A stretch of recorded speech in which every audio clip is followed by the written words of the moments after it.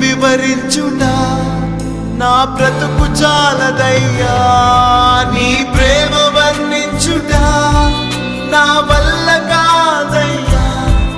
నీ కృపని వివరించుట